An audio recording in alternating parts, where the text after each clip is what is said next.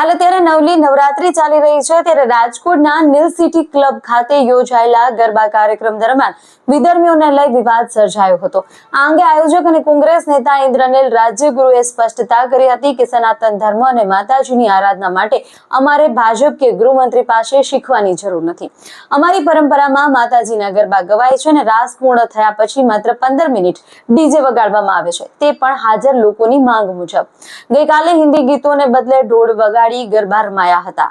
રાજ્યગુરુએ પ્રશ્ન કર્યો કે જો વિધર્મીઓ ગરબા જોવા આવે છે તો શું તેઓ કલમા ગાવા આવે છે કે માતાજીના ગરબા ગાવા? તેમણે વધુમાં કહ્યું કે હિન્દુ સમાજ મુસ્લિમ ધર્મની દીકરી સાથેના પ્રેમ સંબંધોને સ્વીકારતો નથી, જ્યારે તેઓ કરે છે અને તેને લવ જેહાદ ગણવામાં આવે છે।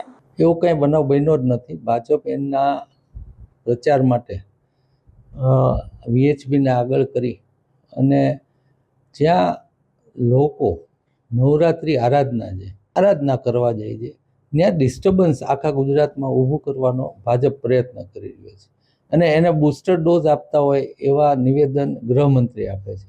આરાધના શું છે?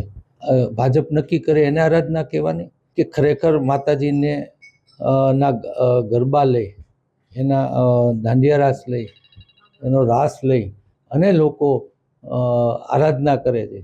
અને ધર્મ શું કહે છે? એ માતાજી હોય, મહાદેવ હોય, કૃષ્ણ હોય કે રામ હોય, અમે શિવ એટલે કે આપણા પંચતત્વને જેનાથી આપણું શરીર બન્યું છે એને શું અનુકૂળ છે એની જાણકારી। અને આ સમય ભારે કહેવાય। ચોમાસાનો જાતા દિવસો અને શિયાળાના બેસતા દિવસોની વચ્ચે નવરાત્રિ હોય છે અને એ દિવસો પાચન શક્તિ માટે નબળા હોય છે અને માટે આપણા ધર્મમાં આની માતાજીની આરાધનાનું સ્થાપન થયું છે। ત્યારે નાહકના ખોટા ધાર્મિક વિચારો, વાસ્તવિક ધાર્મિક વિચાર નહીં, એનાથી લઈ અને કાલે થોડા લોકોને મોકલ્યા હતા। એ તો RSSનો હોય, VHPનો હોય કે